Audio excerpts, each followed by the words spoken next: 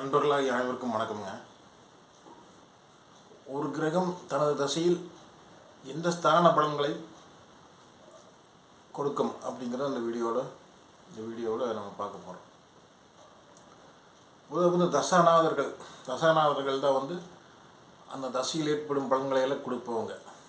இன்றைக்கி ஒரு டே உதயமாகுது அப்படின்னா இந்த நாளில் வந்து என்னென்ன நடக்கு அப்படிங்கிறதுக்கெல்லாம் வந்து தசாநாதம் தான் காரணம். நடப்பு தசாநாதம் தான் காரணம். அந்த தசாநாதம் வந்து நவகிரகங்கள் 9 கிரகங்கள் இருக்குது. 9 கிரகங்களுக்குமே வந்து தசையின் காலங்கள் அப்படிங்கிறது இருக்குது. சரிங்களா, அதெல்லாம் டோட்டலாக தான் வந்து 120 வருடம் அப்படிங்கிறது பிரிச்சுருக்காங்க.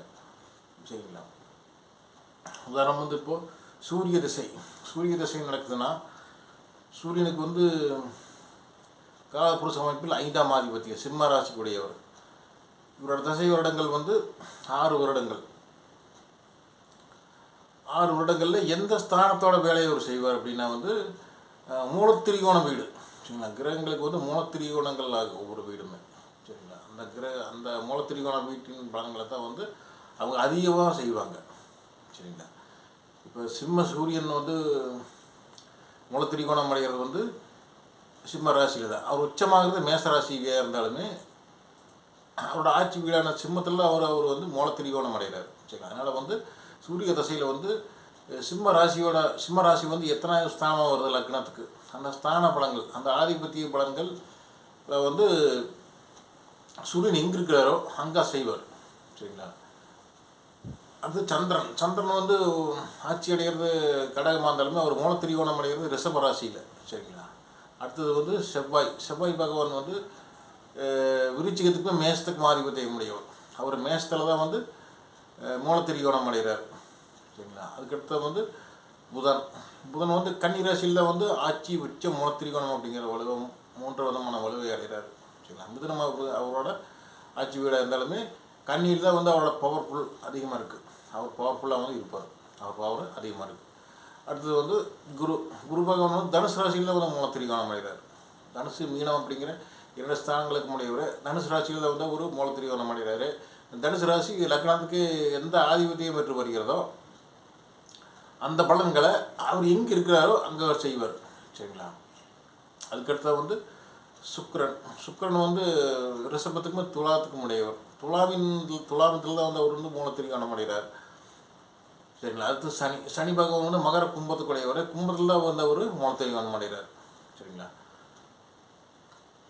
ராகு கேதுக்கள் வந்து அந்த அதிபதி வந்து எங்கே இருக்கிறாரோ அந்த வேலையில் செய்வாங்க.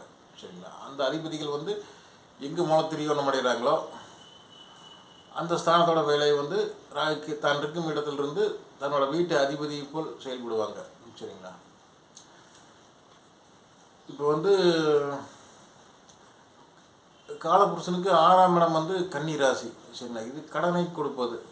சரிங்களா, கடன், உழைப்பு, எதிரிகள், நோய் அப்படிங்கிறத கொடுக்குறது, ரணம் அப்படிங்கிறது வந்து கொடுக்குறது. சரிங்களா, அந்த கன்னி ராசி வந்து எந்த லக்னமாக வருது, அந்த லக்னத்துக்கு எந்த ஆதிபத்தியம் பெற்று வருகிறதோ, எந்த ஆதிபத்தியம் பெற்று வந்தாலுமே இந்த காலபுருஷனுக்கு 6ஆம் இடமாக வர்றதுனால இந்த 6இன் பலன்களை வந்து மிகுதியை செய்வார் புதன். சரிங்களா, புதன் எங்கே இருந்தாலுமே இந்த ஆதிபத்தியத்தை வந்து செய்வார். சரிங்களா, அது லக்ன சூப்பராக இருந்தாலும் புதன் வந்து வளர்ச்சியடையும் கடன். சரிங்களா, வளர்ச்சியாகும் கடன்கள். சரிங்களா, எதிரிகள் பெருசாக தொல்லை இல்லாமல் கொடுக்குறது, எதிரியாக போது வளர்ச்சி அடைகிறது, இந்த மாதிரி தான் வந்து இருக்குது. சரிங்களா, அது நல்ல கடன் தீய கடன் அப்படிங்கிறதுக்கு, நல்ல நோய் கெட்ட நோய் அப்படிங்கிறது இருக்குது. நல்ல நோய் அப்படின்னா வந்து நோய் வந்த உடனேயே வந்து அது என்னென்னு கண்டறிஞ்சு அது வந்து அதுக்கு வந்து தகுந்த ட்ரீட்மெண்ட் அப்படிங்கிறது கிடச்சி அது முறையை வந்து பின்பற்றி நம்ம வந்து அதிலிருந்து விடுபட்டு வந்துடுறத வந்து நல்ல நோய் அப்படிங்கிறது. கெட்ட நோய் அப்படிங்கிறது நோய் என்னன்னே தெரியாமல் நோய் முத்தி போய் அது லட்சக்கணக்கில் செலவு பண்ணி சொத்துக்களை எல்லாம் வந்து அடமானம் வச்சு செஞ்சு அது பிழைக்க மாட்டாரா அப்படிங்கிற ஒரு அபாய கட்டத்திலிருந்து மீள்வது தான் வந்து கெட்ட நோய் அப்படிங்கிறது. சரிங்களா, நல்ல கடன் அப்படிங்கிறது கடனால் வந்து வளர்ச்சி அடைவது, இன்ஸ்டால்மெண்ட்டு, டியூ அப்படிங்கிறது இஎம்ஐ கரெக்டாக கட்டி அந்த கடனால் வந்து நம்ம வளர்ச்சி அடையப்படுவது தான் வந்து நன்மையான கடன். தீமையான கடன் அப்படிங்கிறது கடனை அடைப்பதற்கு ஏன்டா கடன் வாங்கினோம் அப்படிங்கிற மாதிரி வந்து தனியாக சிரமங்கள் போட்டு கடன்காரருக்கு பதில் சொல்லி கடைசியில் வந்து தன்னோட ப்ராப்பர்ட்டி அப்படிங்கிறதெல்லாம் வந்து விற்று வந்து கடனை அடைக்கிறத வந்து தீய கடன் அப்படிங்கிறது. சரிங்களா, பல வட்டிகள் கட்டி பல இது வாங்கினதுக்கு மேலே வந்து பல்மடங்கு இன்ட்ரெஸ்ட் வருமானங்கள் கட்டி தினம் மன உளைச்சலில் வந்து தற்கொலை முடிவுக்கெல்லாம் போய் அப்புறம் ஏதோ ஒரு வழியை வந்து சொந்தக்காரில் உதவி அதை அடைப்பதை வந்து தீய கடன் அப்படிங்கிறது. சரிங்களா, இப்போ வந்து துலா லக்னம்னு எடுத்துட்டா உதாரணமாக, துலா லக்னத்துக்கு வந்து 6ஆம் ஸ்தானம் வந்து மீனராசி. மீனராசியில் லக்னாதிபதி சுக்கிரன் இருந்தால் அவர் வந்து ஃபஸ்ட்டு வந்து லக்னத்தோட வேலை தான் செய்வார் 6ஆம் இடத்துல. சரிங்களா, அந்த லக்னம் அப்படிங்கிறது துலா லக்னம். அவர் மூலத்திற்கான அடைவு துலாத்தில் அப்படிங்கிறதுனால அவர் வந்து உச்சபட்ச வலுவில் இருக்கிறார் 6ஆம் இடத்துல. சரிங்களா, லக்னாதிபதி ஆகிய சுக்கிரனை வந்து தானே வந்து கடனை ஏற்படுத்தி, சரிங்களா, அதாவது பெரிய ஒரு தன்னாலே எதிர்ப்புகள் உண்டாகி அந்த மாதிரி செய்வார், அதிகபட்சமாக செய்வார் இந்த 6 வேலையை தான். சரிங்களா, லக்னத்துக்கு வந்து இது வந்து ஓரளவுக்கு வந்து இந்த வேதனை கொடுத்து ப்ளஸ் வந்து நன்மையும் செஞ்சிருவார். சரிங்களா, லக்னாதிபதி 6 இருக்கிறாருன்னா உச்சமாக இருக்காரு, லக்ன சூப்பர் லக்னாதிபதியே தவறு. அதனால் வந்து இதனால் வந்து நன்மை அப்படிங்கிறத வந்து ஏற்படுத்தி கொடுப்பார் முடிவில். சரிங்களா, அதுக்கடுத்தது வந்து மீன லக்னத்துக்கு வந்து லக்னாதிபதி. சரிங்களா, லக்னாதிபதி வந்து குரு வந்து 5ஆம் இடத்துல உச்சமாக இருக்கிறாருன்னா நம்ம உடனே வந்து அந்த லக்னாதிபதி வந்து பெரிய ஒரு நன்மைகள் செஞ்சிருவார் அப்படிங்கிற மாதிரி நம்ம எடுத்துக்கக்கூடாது. சரிங்களா, ஏன்னா லக்னாதிபதி வந்து 5ஆம் இடத்துல அந்த கடகாதிபதி வந்து அந்த அவரோட வலுவு பார்க்கணும். அவரை வந்து வலுவில்லை, விருச்சிகத்தில் இருக்காருன்னு வச்சுங்க, ராகு கூட சேர்ந்து விருச்சிகத்திலே கெட்டு போயிட்டார் அப்படின்னா குரு வந்து தன்னோட உச்சபட்ச பலன் அப்படிங்கிற பாதி வந்து குறைச்சிடுறாரு. சரிங்களா, பாதி குறைச்சிடுறாரு. ஏன்னா அந்த ஸ்தானாதிபதி வந்து வலுவில்லை, வீடு கொடுத்தவர் வந்து வலுவில்லை அப்படிங்கிற அடிப்படையில் குருவுக்கு உச்சமாக இருந்தாலுமே கடகத்தில் அவர் 50% வலுவை ஸ்தானாதிபதியின் நீச்சத்தை வைத்து இழந்து விடுகிறார். சரிங்க, அதுக்கடுத்து 50% அப்படிங்கிறது வந்து அவர் வந்து தன்னோட வீட்டுக்கு, அது தனுசு ராசி அவரோட மூலத்திற்கான வீடு, அந்த தனுசு ராசியோட வேலை வந்து அவர் செய்கிறதுக்கு இந்த 50% வலுவிலையுமே அவர் தனுசு ராசியோட வேலை செய்கிறதுக்கு 10ஆம் ஸ்தானம் தனுசு ராசி. சரிங்களா, தொழில் அப்படிங்கிறது வந்து நல்ல விதமாக கொடுக்குறதுக்குமே அவர் வந்து 10க்கு அந்த மூலத்திற்கான வீட்டுக்கு 8ல் மறைவார் கடகத்தில். சரிங்களா, அதனால தொழில் முடக்கமாகும். ஆனால் பார்த்த மேலோட்டமாக வந்து லக்னாதிபதி உச்சமாக இருக்கார் கடகத்தில் அப்படிங்கிற மாதிரி தெரியும். சரிங்களா, இது வந்து மூலத்திற்கான வீட்டோட வேலையை செய்ய முடியாமல், சரி லக்னத்தோட வேலையுமே செய்ய முடியாமல், அதாவது ஒரு செய்ய ரொம்ப ஒரு சிரமப்படுவார் குரு. சரிங்களா, ஏன்னா வந்து பார்க்க உச்சமாக இருந்தாலும் அது ஸ்தானாதிபதி ஒழுவில்லை, தன் மூலத்திற்கான வீட்டுக்கு மறைஞ்சிட்டாரு. இதன் அடிப்படையில் வந்து அவர் திக்கி திணறி ஒவ்வொரு நாளுமே வந்து போராட்டமாக தான் வந்து ஒரு சில பலன்களை வந்து செய்ய முடியும். சரிங்களா, அது வந்து கோச்சார் சந்திரனோட நிலையை வச்சு அது வந்து முடிவாகும். சரிங்களா, கோச்சாரில் குரு எங்கே இருக்கார் அப்படிங்கிற வச்சு சொற்பமான பலன்கள் தான் வந்து நடக்கும். சரிங்களா, இதுதான் தன் தசையில் வந்து கிரகங்கள் வந்து எங்கே இருந்தாலுமே சரிங்களா அந்த ஸ்தானத்தோட பலன்களை வந்து மிகுதியே செய்வாங்க, அதாவது 50% செய்வாங்க. தன்னோட மூலத்திரிகோண வீட்டோட வேலைகளை வந்து பாதி செய்வாங்க, 50-50 அப்படிங்கிறது. தன்னோட இன்னொரு வீடான தன்னோட ஆட்சி வீடு அப்படிங்கிறது, ஒரு கிரகத்துக்கு 2 ஆதிபத்தியம் இருக்குன்னா இங்கே ராசியோட ஒரு மூலத்திரிகோணம் அடைகிறாரோ அந்த ஸ்தானத்தோட வேலையை அதிகமாக செய்வார். சரிங்களா, எங்கே இருக்கிறாரோ அங்கே 50% செய்வார். சரிங்களா, தன்னோட இன்னொரு வீட்டோட வேலை வந்து அவர் வந்து சொற்பளவில் தான் வந்து செய்ய முடியும். சரிங்களா, உதாரணமாக வந்து கடகலக்கணத்துக்கு 6ஆம் அதிபதி ப்ளஸ் 9ஆம் அதிபதி குரு. சரிங்க, தனுசுக்குமே மேனத்துக்கும் உரியவர். சரிங்க, இவர் தனுசில் இருக்கிறாருன்னா லக்னாதிபதி வந்து கடகலக்கணத்துக்கு வந்து 6ஆம் அதிபதி 9ஆம் அதிபதி குரு வந்து இப்போ வந்து தனுசுலேயே இருக்காருன்னா இவர் தனுசு ராசி வேலையை தான் வந்து அதிகமாக செய்வார். சரிங்களா, அடுத்து 9ஆம் ஸ்தானமான பாக்கியத்தின் வேலைகளை வந்தவர் சொற்பளவில் தான் வந்து பேருக்கு செய்வார் கடைசியில் தசையின் இறுதியில். சரிங்களா, அதாவது குருதசை வரும்னு சொன்னாங்க, எனக்கு நான் ரொம்ப நல்லா இருக்குன்னு சொன்னாங்க, அது சொன்னது மாதிரி எதுவுமே நடக்கலை அப்படின்னு சொல்கிறதுக்கெல்லாம் வந்து காரணம் இதுதான். சரிங்களா, அதாவது இது ஏன் அப்படின்னு சொல்லி கேட்டிங்கன்னா அந்த ஸ்தானாதிபதியோட வலு. சரி, அந்த ஸ்தானாதிபதியோட வலு அப்படிங்கிறது வந்து ரொம்ப முக்கியம். இப்போ கடகலக்கணத்துக்கு 6ல் வந்து சந்திரன் குரு இருக்கும்போது தன்னோட தசையில் மூலத்திற்கான வீட்டோட வேலையை அவங்க அதிகமாக செய்ய முடியும். சரிங்களா? ஏன்னா அவர் வந்து 6க்குரியவர், நோய் அதிகமாக கொடுப்பாரு, கடன்களை ஏற்படுத்துவார், மீறி ஏற்படுத்துவார், எதிரிகள் அப்படிங்கிறத ஏற்படுத்தி விட்டு வெற்றி கொடுப்பாரு. ஆனால் கடைசியில் சரி வெற்றிகள் கொடுப்பாரு. ஆனால் இந்த 6 பலன்கள் தான் வந்து மிக அதிகபட்சமாக எக்கச்சக்கமாக செய்வார். அதாவது 6ஆம் அதிபதி 6லேயே இருந்து அதுக்குனால வந்து 6 பலன்கள் தான் வந்து மிகுதியாக நடக்கும். இந்த பாக்கிய பலன்கள் வந்து மிக மிக சொற்பளவில் தான் வந்து நடக்கும். சரி, ஏன்னா அவர் இருக்கிற வந்து 6ல் 6ஆம் அதிபதி 6லேயே இருக்கார். அங்கே வந்து மூலத்திரியோணம் அடைகிறதுனால இங்கே தான் வந்து இந்த ஸ்தானத்தோட வேலையை தான் வந்து அதிகமாக அவர் செய்வார். சரிங்களா? இன்னொரு உதாரணமாக வந்து இப்போ ரிஷபலக்கணத்துக்கு சுக்கிரன் வந்து 6ல் இருக்கிறாருன்னா, சரி ரிஷபலக்கணத்துக்கு வந்து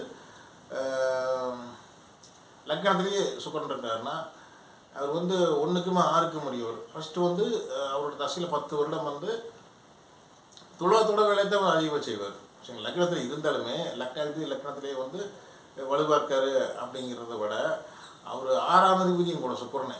சரிங்களா? அவர் வந்து தன் தசையில் வந்து 6ஆம் இடத்தோட ஸ்தான வேலைகளை 50-50 அதாவது வந்து தன்னோட ஸ்தானத்தில் வந்து 6ஆம் அதிபதி லக்னத்தில், சரி லக்னத்தில் வந்து அவர் இருக்கார். 6க்குரியவர் துலாத்துக்குரியவர். துலாத்தின் வேலைகளை வந்து 50% லக்னத்தோட வேலை, அதாவது ஜாதகருக்கு 6 பலன்களை வந்து மிகுதிப்படுத்துவார். அதே மாதிரி தான் நோய், கடன்கள், எதிரிகள் இந்த மாதிரிலாம் நிறைய ஏற்படும். சரிங்களா? அப்புறம் சொன்ன ஸ்தான வேலைகள், அந்த ஸ்தானங்கள் அப்படிங்கிறது வந்து துலா அப்படிங்கிறது ஆண் ராசி. சரிங்களா? ஆண் ராசி ஸ்திர ராசி, இது வந்து ஒரு காற்று ராசி அப்படிங்கிற இந்த பலன்களும் சேரும். இந்த பஞ்சபூத தத்துவத்தின் அடிப்படையில் வந்து இதையும் எடுத்துட்டு அவர் வந்து பலன்களை செய்வார். சரிங்களா? காற்று ராசி அப்படிங்கிறதுனால வெளிநாடு போகிறது இந்த மாதிரிலாம் வந்து வாய்ப்புகள் வந்து கொடுப்பார். சரிங்களா? கடன்காரருக்காக பயந்து ஓடி ஒளிகிறது. சரிங்களா? இது மாதிரிலாம் செய்வார். ஏன்னா வந்து துலாத்தில் வந்து ஒரு மூலத்திரியோணம் அடைகிறார். சரிங்களா? சிம்ம லக்னத்துக்கு லக்னாதிபதி வந்து சூரிய, அவர் வந்து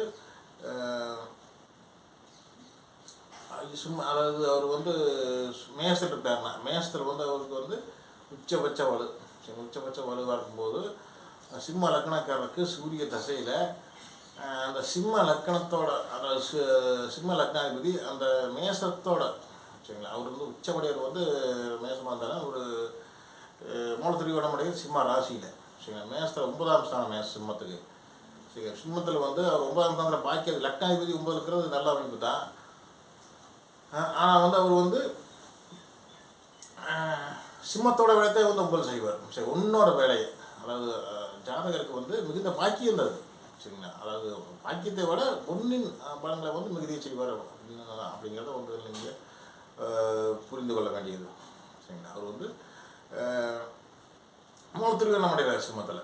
சரி, 9 உச்சமாக இருந்தாலுமே அந்த 9 வேலைகளை வந்து 9 பலன்கள், அதாவது 9 ஜாதகருக்கு தான் வந்து பெரும்புகழ் அப்படிங்கிறது வந்து ஏற்படுது. சொட்ட பாக்கியங்களை விட, அதாவது மூலத்திரியோண வலுவை விட கொஞ்சம் குறைச்சலாக வந்து பாக்கியங்கள் நடந்து ஜாதகருக்கு கொஞ்சம் பாக்கியம் இருந்தாலுமே அது வந்து பெரும்பாக்கியம் அப்படிங்கிற மாதிரி சூழ்நிலைகள் அமைஞ்சு போயிடும். சரிங்களா? பெரும்பாக்கியம் கிடைக்கிற மாதிரி பலன்களை வந்து ஏற்படும். சரிங்களா? ஒரு சின்ன ஒரு முதலீடு அல்லது சின்ன ஒரு ஐடியா, இது மாதிரி ஏதாவது ஒரு சின்ன ஒரு திட்டங்கள் வைத்து வந்து மிகப்பெரிய பாக்கியங்களை ஏற்படுத்தி கொள்ளுமாறு சூரியன் செய்வார் தனது ராசியில். சரிங்களா? இதுதான் வந்து ஒரு நவ கிரகங்களும் வந்து எங்கே இருக்கிறாங்களோ அந்த ஸ்தானாதிபதி இப்படி அந்த ஸ்தானாதிபதியோட வலு அந்த வலுவின் பொறுத்து தன்னோட மூலத்திரியோண ஸ்தானம் இது. சரிங்களா? அந்த வேலை வந்து இவர் வந்து அந்த ஸ்தானத்தில் செய்வார், இருக்கும் இடத்துல செய்வார், அந்த ஸ்தானாதிபதியின் வலுவை பொறுத்து. சரிங்களா? தன்னோட இன்னொரு வீடு 2 அதிபதி மட்டும்தான் தன்னோட இன்னொரு மூலத்திரியோணம் அடைகிற வீட்டை தவிர மற்ற இன்னொரு ஆட்சி வீட்டான பலன்களை வந்து குறைச்சலாக தான் செய்வார். சரிங்களா? அதாவது தான் இருக்கும் இடத்தின் பலன்கள் 50%, தன்னோட மூலத்திரியோண வீட்டின் பலன்கள் 50% அவர் செஞ்சிடறாரு. சரிங்களா? தன்னோட அளவுப்படி. இந்த மாதிரி தீய ஆதிபத்தியங்கள் இன்னொரு இடமா இருந்தது அப்படின்னா மூலத்திரியோணம் அடைகிறது வந்து நல்ல ஆதிபத்தியம் பெற்று இன்னொரு ஆட்சி வீடு அப்படிங்கிற தீய ஸ்தானமாக வந்தால் அது வந்து அது தீய பலன்கள் அப்படின்னு குறைச்சலாக தான் நடக்குது. உதாரணம் வந்து மிதுன லக்னத்துக்கு 8 9 சனி லக்ன சுபர் 9 வந்து அவர் கும்பத்தில் தான் வந்து மூலத்திரிகோணம் அடைகிறார். சரிங்க, சனி. அதனால் வந்து 8 பலன்கள் குறைச்சலாக தான் நடக்குது. ஒன்றும் பதிவு இல்லை. 8 பலன்கள் குறைச்சலாக தான் நடக்குது. அஷ்டம பலன்கள் அஷ்டமாதிபதி ஆச்சு. அஷ்டமாதிபதி தசையில் அவர் வந்து அஷ்டமத்தோட வேலை செய்வார் அப்படின்னு நம்ம பயந்துட்டு எடுத்துக்க வேண்டியதில்லை. 8 9 சனி வந்து 2ஆம் இடத்துல இருக்கிறதுனா தன் தசையில் 9 பலன்கள் வந்து மிகுதியை கொடுப்பார். பாக்கிய பலன்களை வந்து மிகுதியை கொடுத்துட்டு அஷ்டம பலன்களை வந்து குறைந்த அளவில் தான் கொடுப்பார். அதுவுமே வந்து நன்மையில் தான் முடியும் கடைசியில். சரிங்களா? அந்த மூலத்திரிகோண வீட்டின் பலன்களை தான் வந்து கிரகங்கள் அதிகமாக செய்யும். சரிங்களா? ஓகேங்க. நம்ம அடுத்த வீடியோவில் வேறு ஒரு தலைப்பு சந்தி. நன்றிங்க.